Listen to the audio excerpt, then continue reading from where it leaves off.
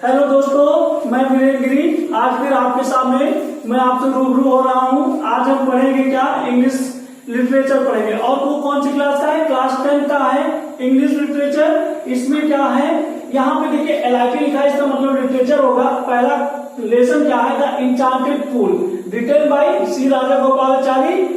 Paragraph first पे देखेंगे तो सबसे पहले मैं बता दूं कौन सी किताब से मैं आपको पढ़ाने जा रहा हूं। तो मेरे पास में राजीव प्रकाशन की उत्तर प्रदेश यूपी बोर्ड में जो किताबें प्रेस्क्राइब की गई है गवर्नमेंट के द्वारा, जो निर्धारित की गई, उसी किताब से हम आज पढ़ाना शुरू करेंगे। तो ये देखिए, माध्यमिक शिक्षा परिषद उत्तर प्रदेश द्वारा उपलब्ध कराए गए पाठ्यक्रमानुसार शैक्षिक सत्र 2019-20 इंग्लिश क्लास 10 का आज हम पहला चैप्टर पढ़ेंगे। पहला चैप्टर क्या है हमारा? The enchanted pool. तो इंचांटेड पूल क्या है और इसके बारे में कौन सी कहानी हम पढ़ेंगे, इस पे थोड़ा सा हम हिंदी में एक्सप्लेनेशन दे देते हैं और राइटर के बारे में बता दें। तो इस चैप्टर में क्या है, इंचांटेड का मतलब होता है जादुई और पूल का मतलब तालाब, पोखरा, झील, इससे रिलेटेड है। या फिर इंचांटेड का वास्तविक मीनिंग अगर आप डिक्शनरी में खोजेंगे तो इसका मतलब होता है कि मंत्रों का उच्चारण करना। तो अब इसको लिखा किसने है? रिटन बाय सी राजा गोपालाचारी। सी राजा गोपालाचारी वो हमारे देश के प्रथम भारतीय क्या थे? गवर्नर जनरल थे। जब 1947 में देश आजाद हुआ था तब इनको सबसे पहले भारत का प्रथम गवर्नर जनरल बनाया गया था भारत सरकार द्वारा। वो कौन थे? सी राजा गोपालाचारी। और इन्होंने जो लिखा है, जो ये लिखे हैं वो क्या है?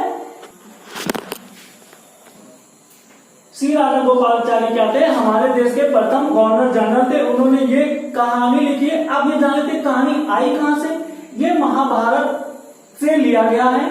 इसमें युधिष्ठिर और यम के संवाद को दिखाया गया है और इसी चीजों को हम इस पाठ में पढ़ेंगे।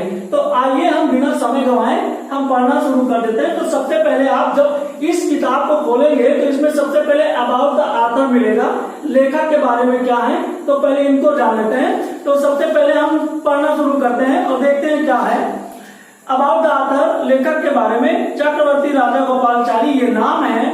10 दिसंबर 1878 1878 से 25 दिसंबर 1972 इसका मतलब क्या होता है कि 10 दिसंबर 1878 को वो पैदा हुए और 25 दिसंबर 1972 को क्या हो गए? वो मृत्यु को प्राप्त हो गए।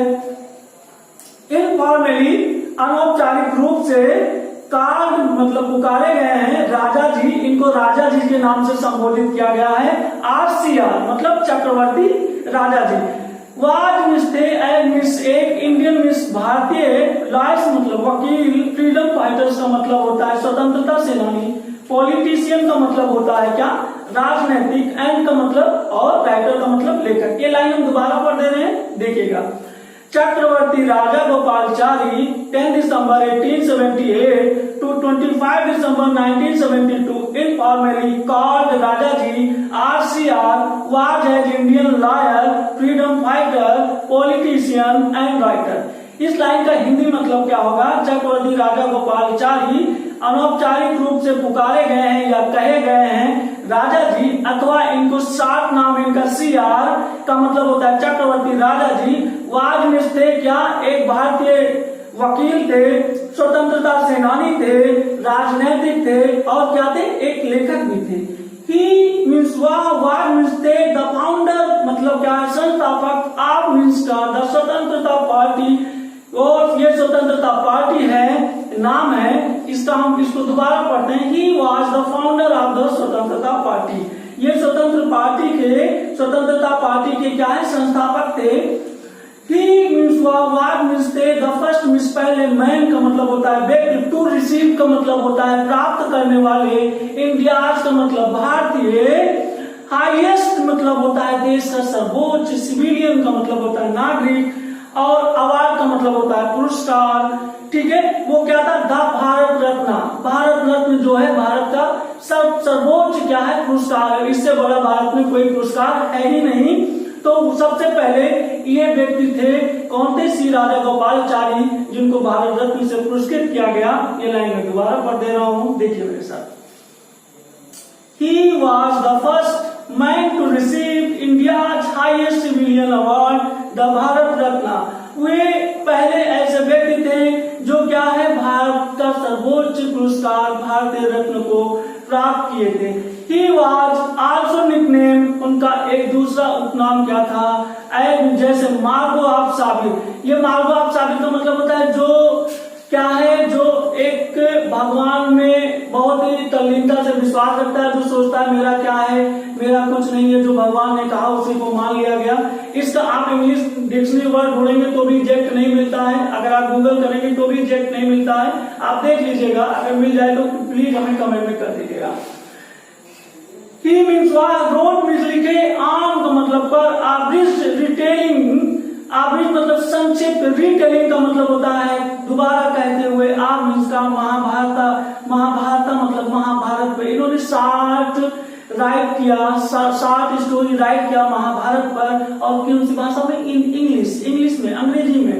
He was deeply religious, वो क्या थे, बहुत ही means was means deeply means क्या, गहराई से, बहुत ही गंभीर रूप से।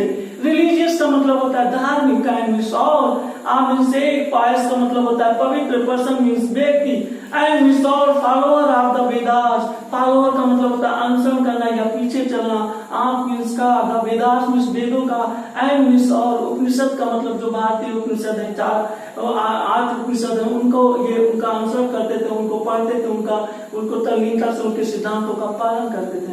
He was, इस लाइन को मैं दोबारा पढ़ रहा हूँ, देख लीजिए। He was deeply religious and a pious person and follower of the Vedas and उपनिषद। वो क्या थे, वो अंतरात्मा से धर्म का पालन करने वाले एक क्या है, बहुत ही पवित्र व्यक्ति थे और वेद और उपनिषदों को पालन करते थे, उनके नियमों का। रिचर्ड कैसी एक विदेशी लेखक हैं जिन्होंने इनके बारे में क्या कहा है, देखते हैं। द फेवरर का मतलब होता है डर लाइन, इसके आगे भी कुछ लिखा गया पर इसको यहाँ पे दर्शाया नहीं गया है। द फेवरर आपका मतलब होता है मेरा सबसे पसंदीदा। फ्रॉम 1940 मतलब क्या है, 1944 टू 1946 1946। रिगार्डेड का मतलब है जाने जाते हैं क्या, राजा जी, एज द वाइजेस्ट मतलब सबसे बुद्धिमान, वाज मीन्स में इंडिया मीन्स भारत में क्या है, इनको कहा है, रिचर्ड कैसी ने क्या कहा है, the favourer of from 1940 to 1946 regarded Raja ji as the wisest man in India. कहा है कि 1944 से 1946 तक के भारत के सबसे बुद्धिमान व्यक्ति थे। किसने कहा है, रिचर्ड कैसी ने कहा। क्या है आगे की लाइन देखते हैं, the best possible tribute. The best का मतलब होता है सुपरलेटिव डिग्री है, द बेस्ट इसका मतलब होता है सर्वोत्तम, पॉसिबल का मतलब संभावित, ट्रिब्यूट का मतलब है श्रद्धांजलि, टू राजा जी ये नाम है जिस राइटर का, वार विस्तार फ्रॉम मतलब से, महात्मा गांधी के द्वारा, वार हु रिफर टू हिम जो मेरी तरफ प्रस्तावित है, जो रिफर कर रहा है आगे की ओर कर रहा है, मेरे लिए जो रिफर है, एज जैसे the keeper of my consciousness, मेरे अंतरात्मा का रखवाला। गांधी जी ने इनके बारे में क्या कहा है, गांधी जी ने कहा है कि जो श्री राजा गोपालाचारी हैं, चक्रवर्ती राजा गोपालाचारी हैं, वो क्या है, मेरे अंतरात्मा के रखवाले हैं। ये सबसे बड़ा पुरस्कार है गांधी जी के द्वारा इनको दिया गया। तो आपने अभी तक क्या पढ़ा, श्री राजा गोपालाचारी के व्यक्तित्व के, पर्सनालिटी के बारे में पढ़ा, और फिर हम आते हैं दोबारा लेसन पे। क्या लेसन हम पढ़े, the enchanted pool written by Shri Rajagopalachari. ये मैं बार बार क्यों बोल रहा हूँ, इसके पीछे कारण ये है कि जब ये पैराग्राफ आता है तो इसमें ये पूछा जाता है इसके लेखक कौन है और ये किस पार्ट से लिया गया है। तो चलो हम आगे भैया अब देखते हैं, हम सीधे पैराग्राफ पे आ जाते हैं। क्या आ जाते हैं, पैराग्राफ पे आ जाते हैं। तो पैराग्राफ फर्स्ट पे आप आइए, हम देखते हैं क्या लिखा है। एज मीन्स जैसे, ही मीन्स वह, लुक्ड एट का मतलब देखता है, डियर मीन्स उनके, माइटी का मतलब होता है बलवान, लिम्स का मतलब होता है अंग, नाउ मीन्स आप, सो मीन्स इतना, हेल्पलेस का मतलब क्या होता है, असहाय है, कामा है इसका मतलब होता है थोड़ा सा रुके, ही मीन्स वह, सैडली का मतलब होता है दुख पूर्वक, ये एडवर्ब है, एलवाई लगा है, दुख पूर्वक, वांडर्ड का मतलब होता है इधर उधर भटक रहे हैं, वो कोई गंतव्य स्थान नहीं है, सैडली वांडर्ड, हु या क्या होता है आश्चर्यचकित होना, हु मिस कौन, could miss could have been क्या है, ये लिंकिंग वर्ब है, हो सकता है, पावरफुल का मतलब होता है शक्तिशाली, इनेप का मतलब पर्याप्त, टू किल का मतलब होता है मारना, देम मिशन को। इस लाइन को मैं दोबारा पढ़ रहा हूँ, मेरे साथ ध्यान से देखिए क्या है, वर्ड टू वर्ड क्लियर करते चलेंगे। कहीं भी डाउट हो तो प्लीज मुझे कमेंट के माध्यम से जरूर बताएं। मेरे पास जितने भी संभावित रास्ते हैं मैं उससे आपके समस्याओं को सॉल्व करने की कोशिश करेंगे, पर आप मुझे एक मौका तो दीजिए, कमेंट करके मुझे बताने की कृपा कीजिए। अब मेरे सभी प्यारे मित्रों, मेरे सभी प्यारे विद्यार्थियों, प्लीज मुझे कमेंट करके बताएं कि मैं क्या अभी आपके लिए और सुधार करके बता सकता हूं। मैं दोबारा इस लाइन को देखता हूं। एज मीन जैसे, ही मीन्स वह, लुक्ड का मतलब होता है, लुक्ड एट का मतलब होता है देखता है, ये हम पढ़ चुके हैं, ऐसे हम इसको दोबारा ऐसे पढ़ेंगे। As he looked at their mighty limbs, जैसे वो उनके बलवान अंगों को देखता है। नाउ सो हेल्पलेस, अब जो अब बहुत ही असहाय हो गए हैं। He sadly wondered who could have been powerful enough to kill them, वो स्वयं से प्रश्न करता है कि अरे, दुखपूर्वक आश्चर्यचकित होकर के, अरे कौन इतना बलवान हो सकता है जो मेरे भाइयों को मार सके। आगे की लाइन में देखते हैं, then mister he means what, to descended का मतलब होता है वो भी नीचे उतरता है। इनटू का मतलब होता है में, पूल का मतलब होता है तालाब में, ड्रॉन का मतलब होता है डुबकी लगाया, टू द वाटर उस पानी में, बाय मीन्स के द्वारा, एंड ओवर पावरिंग मतलब जोरदार प्यास से ग्रसित होकर। ओवर पावरिंग का मतलब होता है जोरदार, और थर्स्ट का मतलब होता है प्यास। क्या उसका लाइन का मतलब है कि बाय ओवर पावरिंग थ्रस्ट का मतलब होता है कि वो जोरदार प्यास के कारण वो पानी में डुबकी लगाते हैं। इस लाइन को मैं फिर से पढ़ता हूँ। He sadly wandered, then he too descended into pool, उसके बाद वो स्वयं उस पानी में उतरता है, drawn to the water, पानी पीने के लिए, by an overpowering thirst, जिस कारण क्या था, उसको बहुत जोरदार प्यास लगी थी। At once का मतलब होता है तुरंत, the voice आवाज, without मीन्स बिना किसी, फार्म का मतलब होता है रू, वार्न का मतलब चेतावनी देता है, adverse the voice without form, warn का मतलब होता है तुरंत, उसको एक आवाज जो बिना किसी स्वरूप के उसको चेतावनी देता है।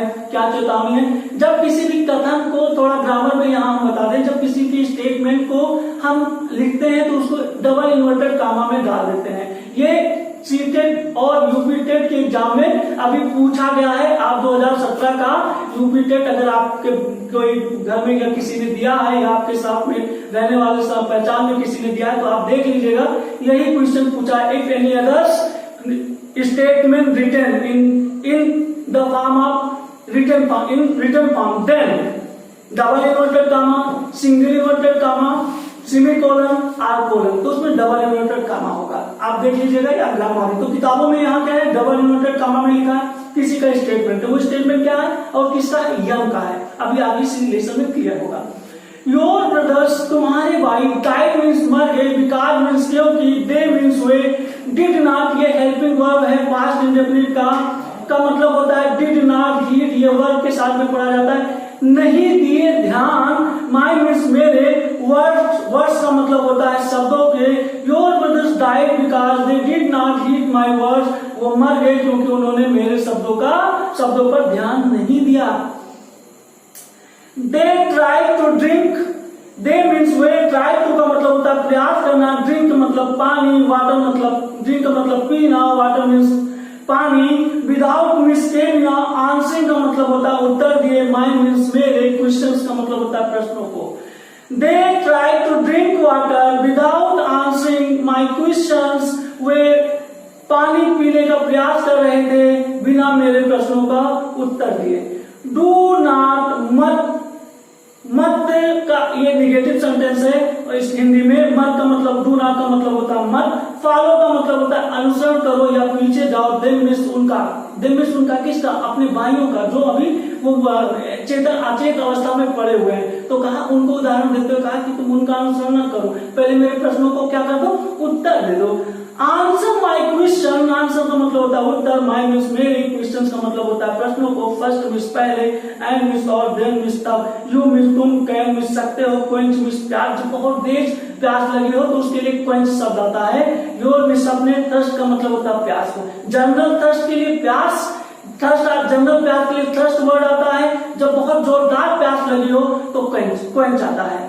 कहा डू नॉट फॉलो देम, उनका अनुसरण मत करो। Answer my question first and then you can quench your thirst, कहा पहले मेरे प्रश्न का उत्तर दीजिए और तब उसके बाद में आप पानी पी सकते हैं, अपने प्यास को बुझा सकते हैं।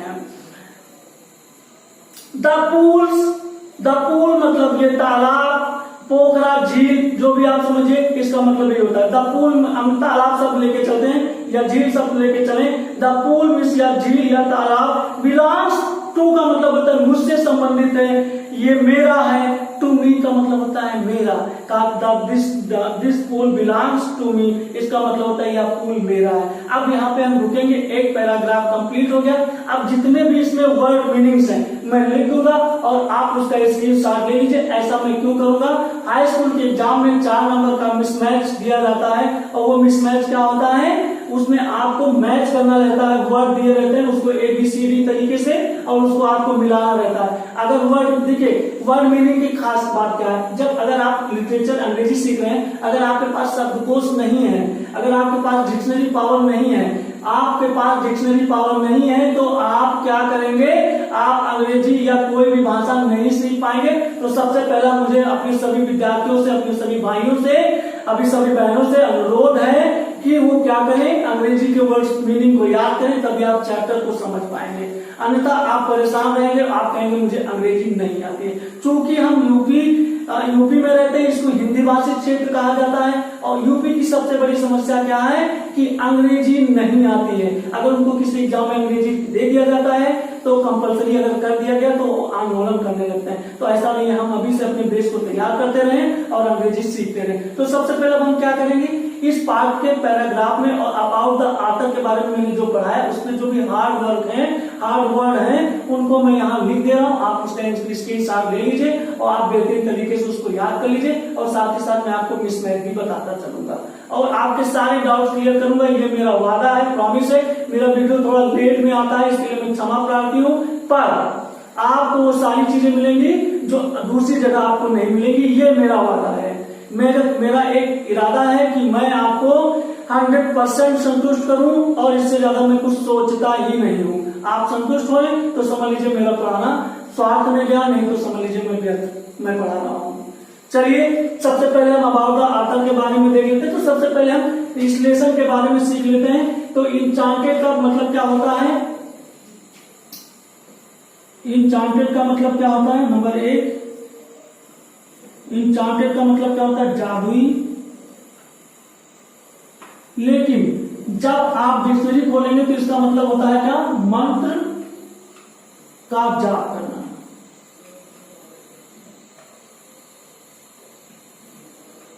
जैसे राम इंचांट्स द गायत्री मंत्र, तो राम क्या कर रहा है, गायत्री मंत्र का जाप करता है, तो ये हो जाएगा इंचांट का मतलब। अब पूल का मतलब क्या होता है, POOL, पूल का मतलब क्या होता है, पूल का मतलब होता है तालाब, झील या पोखर। ये सब क्या है, नदी से छोटे रूप हैं। तालाब छोटा है, तालाब से बड़ा झील होता है और झील इसमें सबसे बड़ा है और पोखर क्या होता है, छोटा सा होता है। तो हम तालाब वर्ड लेके चलेंगे, अगर आप डिक्शनरी खोजेंगे तो ये तीनों शब्द आपको मिल जाएंगे और भी 1-2 मिल जाए। दूसरा क्या बातें हैं, इसमें आते हैं इनफॉर्मली। अबाउट द ऑथर के बारे में मैं यहाँ मीनिंग्स लिख रहा हूँ। इनफॉर्मली का मतलब क्या है, इनफॉर्मली का मतलब क्या है, अनौपचारिक।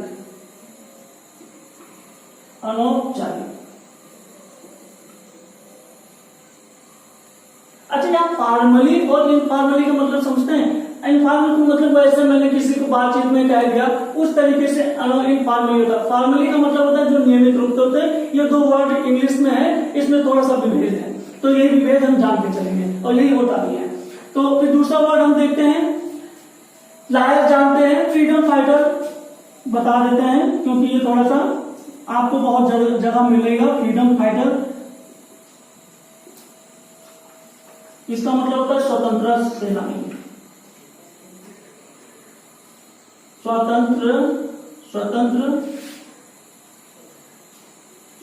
स्वतंत्रता सेनानी। सेनानी। ये स्वतंत्रता सेनानी होते कौन है? ये स्वतंत्रता सेनानी जो हमारे देश को आजाद कराने में भाग लिए हैं, उन्हीं को स्वतंत्रता सेनानी कहते हैं। अभी भी हमारे देश में बहुत से ऐसे स्वतंत्रता सेनानी जीवित हैं जिनको भारत सरकार पेंशन दे रही है। किस लिए दे रही? क्योंकि इन्होंने हमारे देश में देश को आजाद कराने में क्या किया था, इन्होंने योगदान किया है। तो उनके उस योगदान को देखते हुए भारत सरकार आज भी उनको पेंशन दे रही है और उस पर नौकरी वगैरह में छूट भी मिलता है। जब आप बड़े हो जाएंगे, 18 साल की उम्र पूर्ण हो जाएगी, तो क्या होगा, उसमें एक कॉलम मिलेगा कि आप स्वतंत्रता सेनानी तो नहीं है। जब स्वतंत्रता सेनानी रहते हैं तो उसमें आपको परसेंटेज छूट मिलता है, नौकरी मिलने में आसानी हो जाती है। पांचवी मीनिंग क्या है? पांचवी मीनिंग है पॉलिटिशियन, तो आप जानते ही हैं। राइटर तो आप जानते ही हैं। फाउंडर बता दे रहे, फाउंडर भी आप बहुत जानते हैं क्योंकि कॉमन वर्ड है। फाउंडर का मतलब होता है संस्थापक।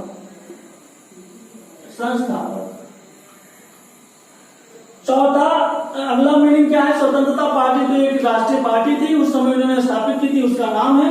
उसके बाद में क्या है? रिसीव शब्द है, तो रिसीव को भी आप जानते हैं कि मैंने कहा, जैसे कि आपने कोई डिलीवरी कर दिया, तो कोई भी आया तो उसमें क्या होता है, आप रिसीव करते हैं। तो रिसीव करने का मतलब क्या होता है? प्राप्त करना। पर एसएससी में ये पूछा जाता है, इसलिए स्पेलिंग करेक्शन में पूछा जाता है, इसलिए मैं लिख दे रहा हूं REC। यहां लड़के EI में कंफ्यूज होता है। कभी कोई बच्चा आई आगे लिख देता है, कोई बच्चा ई आगे लिख देता है। यहाँ EI में ही कंफ्यूजन बना रहता है, तो उसको आप देख लीजिए। ई के बाद में आई होता है और ई होता है। तो रिसीव का मतलब होता है प्राप्त करना। आप इसका स्क्रीनशॉट ले लीजिए, फिर मैं लिखना शुरू करूं। एक बार आप सभी लोग स्क्रीनशॉट ले लीजिए, जिससे क्या है कि मैं दोबारा इसको मिटा दूं, उसके बाद में आप इसको नोट कर लीजिए। तो आप स्क्रीनशॉट ले लीजिए, ठीक है। अब मैं इसको मिटाता हूं।